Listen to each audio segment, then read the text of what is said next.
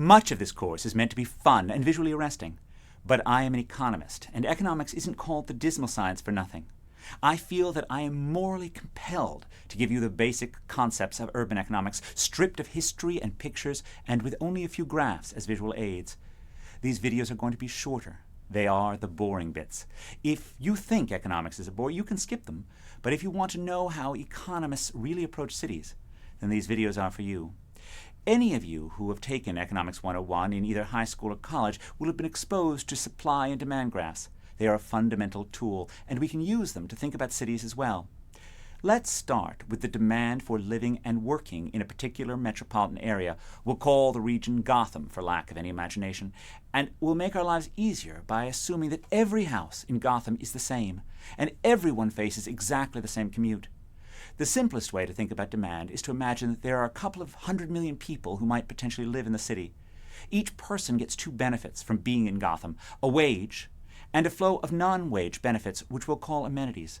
Those amenities roll together all of the good and bad things related to living in the city: traffic congestion, cool restaurants, and personal things too, perhaps like proximity to a parent or a child. These wages and benefits all need to be measured relative to the next best place that the people could possibly live, say Metropolis. The sum of wages and benefits relative to Metropolis reflects the willingness of a person to pay to live in the city. That willingness to pay represents individual demand for Gotham. We then sort people on the basis of their willingness to pay and use bars to represent each person, from the highest demand to the lowest demand. So if the highest payer is willing to pay $1 million and the next payer is willing to pay $900,000 and so forth, we could get a series of bars that go downward.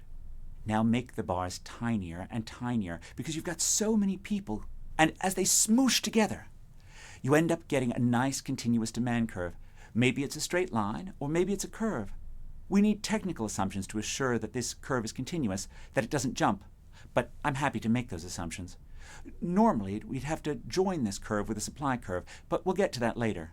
For now, let's just assume that Gotham has a fixed number of homes for people, so the population is capped at, 1 million. So then we can use this curve to figure out what housing prices are going to be. Find the spot on the curve that denotes the willingness to pay for the millionth person. Here it is. And that willingness to pay denotes the price of housing in the city.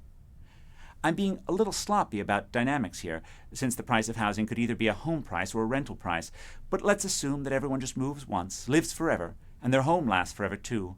Then if this willingness to pay is the lifetime value of living in the city, then the demand curve tells us the price of a home in that city.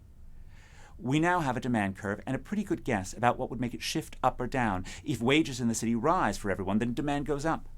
Since the number of homes is fixed, the population of the city won't rise. It would if there was a proper supply curve. But the price of housing in the city will rise, and it will rise exactly enough to offset the increase in incomes. Similarly, if the city becomes safer or more pleasant, the demand curve will also rise, and prices will rise in turn. If amenities or income in the city decline, then the demand curve shifts down, and the price of the city falls.